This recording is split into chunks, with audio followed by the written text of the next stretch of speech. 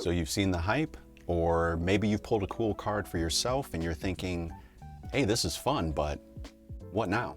In today's video, I'm going to show you the 3 questions you need to ask yourself to make sure that you're starting your collection the correct way and not wasting your time or money.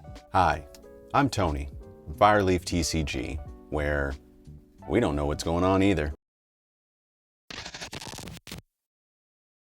All right, so we're going to jump straight into the first question you need to ask yourself. Why? Why are you collecting Pokemon cards? Is it because you like a particular creature or a particular type? Or even if you're looking for Pokemon cards just because you've seen the hype and you see how much they go for, that's valid too.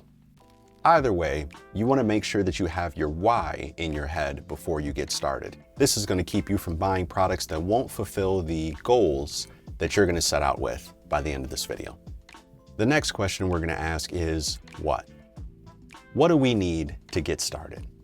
Now that you have your plan in mind on what you want to collect, the next step, very important, we're going to make a budget.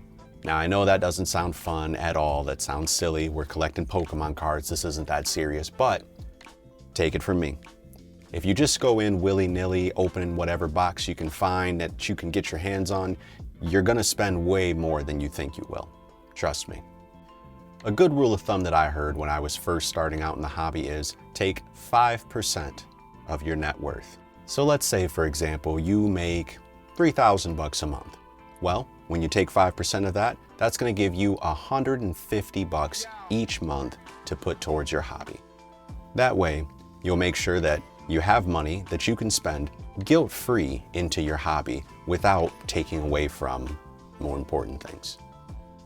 So now that we have our budget and plan in mind, the next thing we're going to get are a couple of supplies to make sure that our cards are going to stay safe.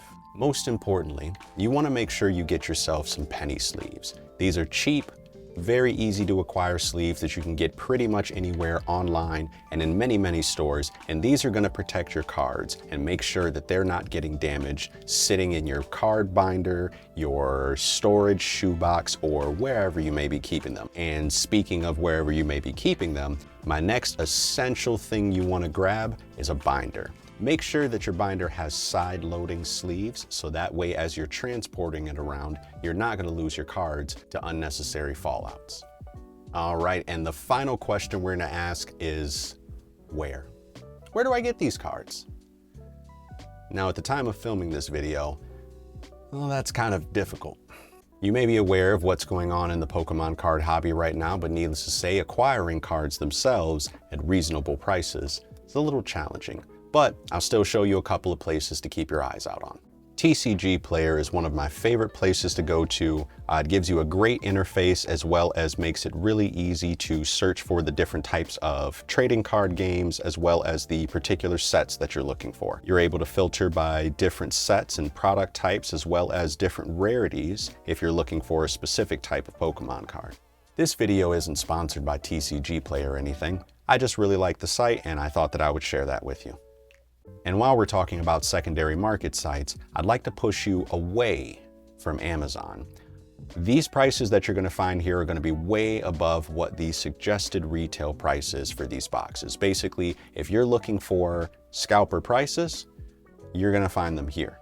Finally, as far as in-store locations go too, there has been a lot of movement recently from the retailers in order to make Pokemon cards a little bit easier to get a hold of. So I've noticed that a lot of retailers like my local Meijer have taken the products and put them behind customer service and are now putting purchase limits on the individual boxes.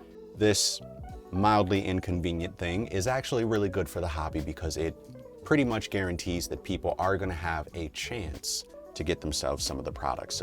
So definitely check your local retailers as well as your local game stores to see if they may be putting any purchase limits on their products to hopefully allow people to actually get their hands on them. And all right, I think with those 3 questions, you should have been able to come up with a very good plan, something that makes you personally happy and something that allows you to collect what you want to.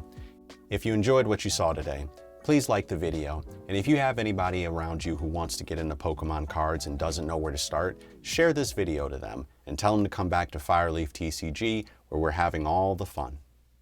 Peace.